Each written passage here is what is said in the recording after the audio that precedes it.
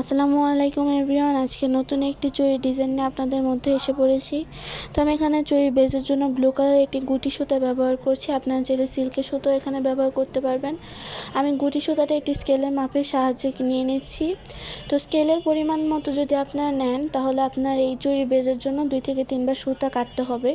আর আপনারা চাইলে একটু বড় নিতে পারবেন, কোনো সমস্যা নেই, তাহলে একেবারে হয়ে যায়, আরও অসুবিধা কম হয়। তো এখানে আমি চুড়ি যাতে লেগে যায় তার জন্য B6000 গ্লুটা ইউজ করে নিচ্ছি।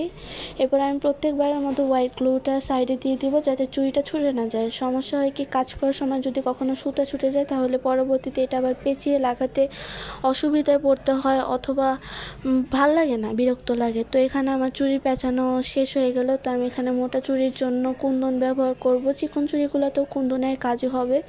তো এখানে মোটা চুড়ির জন্য আমি ছোট গোল কুন্দন এবং লম্বা কুন্দন ও চতুর্ভুজ শেপের কুন্দনগুলো নিয়ে নিব। তো তার জন্য আমি যে গোল কুন্দনগুলো নিয়েছি এগুলো আঠা দিয়ে ফুল করে নিব। এটা আমি চিমটার সাহায্যে করছি।